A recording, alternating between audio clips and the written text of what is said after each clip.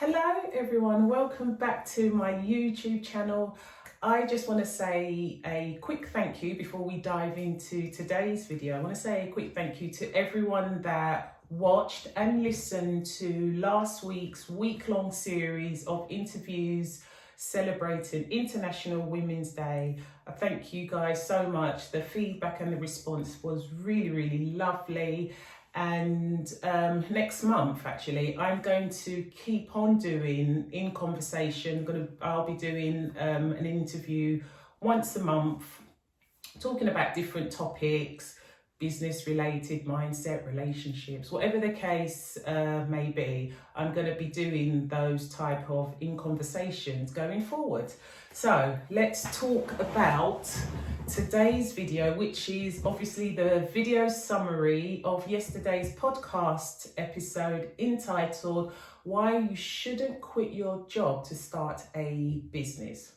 Well, you should quit your job, but you want to wait first. And I'm going to explain to you why it is of great benefit to you and how successful you will be if you stay at work longer whilst you formulate your exit strategy for leaving work and then starting your online business. And there's lots of benefits to this.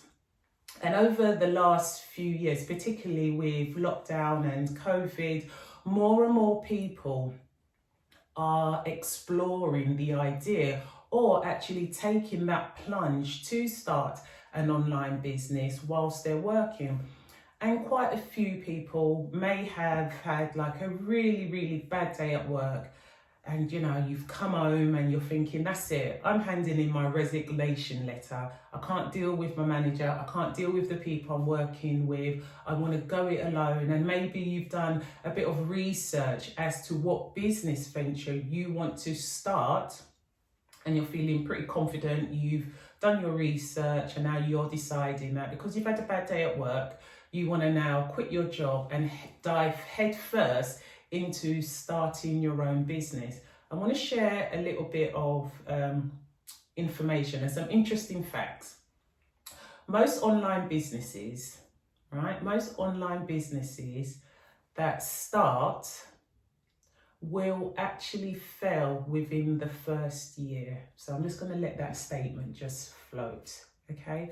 Most online businesses that start will actually fail within the first year of launching.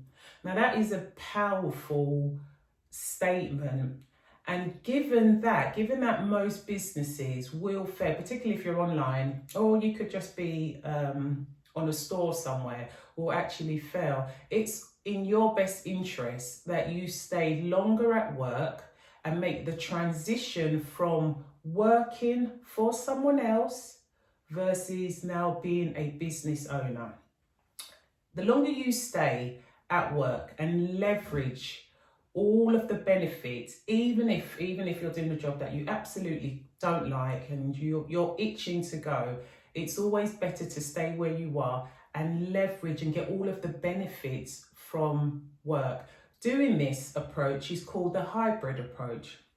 And what that basically means, it means that you're trying to leverage and get as much financial stability and security for your business. You will then be taking all of the benefits from work, which actually include training. Think about all of the free training opportunities that you can get from your current work, where you're working now, that you can now transfer those skills, those lessons that you've learned from whatever training courses that you've attended at work. You can transfer all of those skills, those new skills, into your place of business, into this new venture.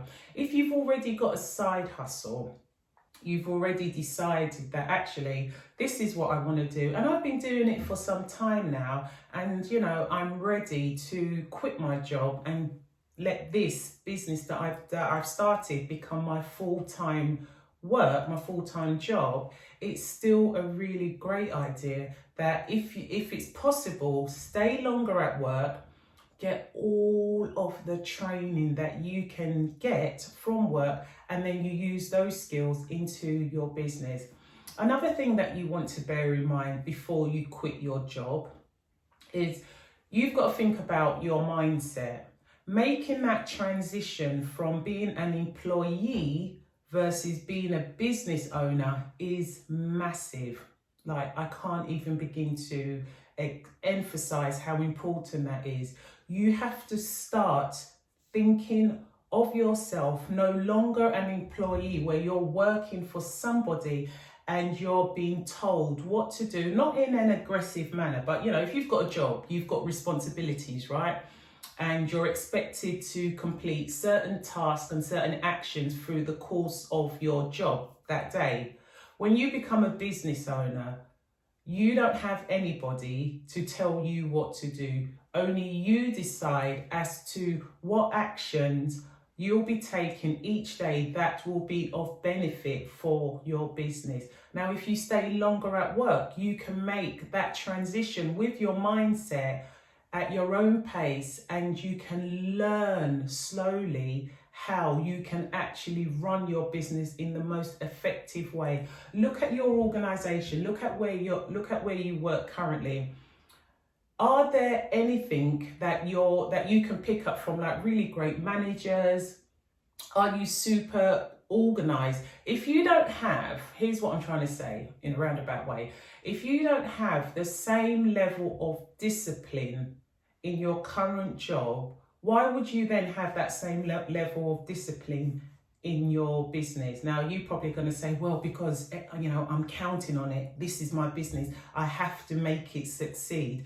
But in order for you to change and flip that switch from your mind, from being an employee to a business owner, you've got to first be able to display that same level of discipline at work so that you can do it in your business. You're not going to wake up one day and then be super motivated or be super disciplined in your business.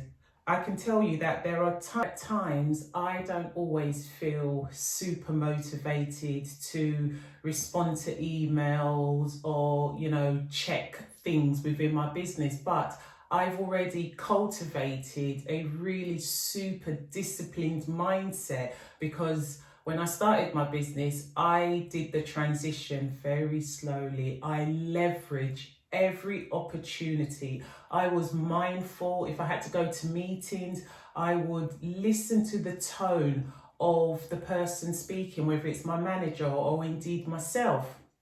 I made sure that I got all of my organizational skills right down to a T. I understood what it takes to build a small team. And I also recognize that once you start to do business, once you've got your little side hustle, and it's, in the beginning it's always you, right? You're the one that's doing everything by yourself. But whilst I was at work, I sort of looked and I noticed that within my team, we've all got individual skills that group together make a great team. If you stay longer at work before you make the transition to start your online business or whatever your business may be, and you pay attention to everything that goes on in your organization, what areas you can pick up on, what areas can you learn, how can you now use those areas that you've learned, or who can you hire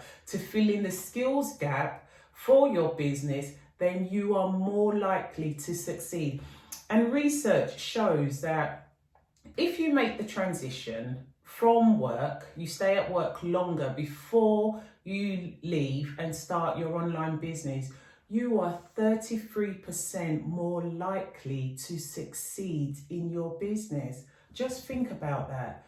If you stay longer at work, taking in all of the advantages that you currently can get, and oftentimes free of charge as well, training, personal development, mentorship, coaching, all of these things, if you stay longer and you access and you utilize all of those tools at work and then transfer them over to your business, you are 33% more likely to succeed at work.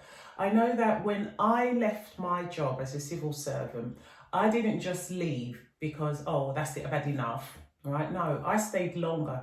When I started Sugar Plum, I stayed actually, it was like, I think it was probably about eight months or so of consistent sales, okay? Because what you're trying to do here is this.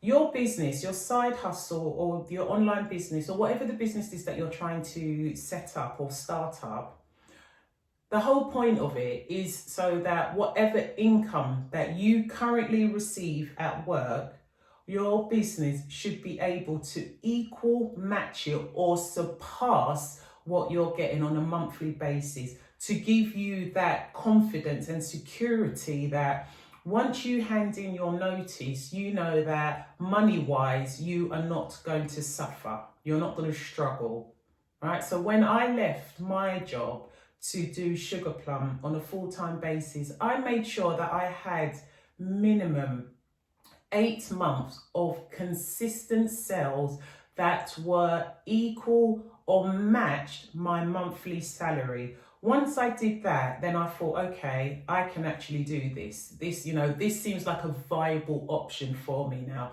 I am ready. And that's what you always want to bear in mind. Don't be too quick to throw in the towel and essentially cut your nose off to spite your face because you've got a manager or someone in your team you don't particularly get on well with and now you just want to go it alone. I'm all for you going it alone. And actually, there is no better time presently to actually start an online business. As a matter of fact, the people in your world, your little tribe, your little world, they need the goods and services that you can potentially provide. But in order for you to be successful at it, you really want to take a few steps back and bide your time. You're playing the waiting game.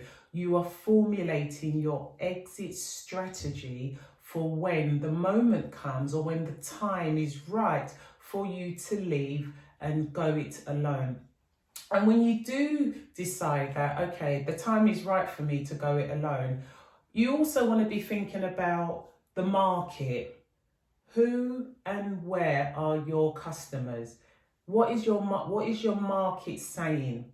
Is the goods and services that you want to bring to market, are they valid? Is there a customer base? And you're not going to know any of that if you start quickly and not have time to actually establish yourself firmly within the marketplace.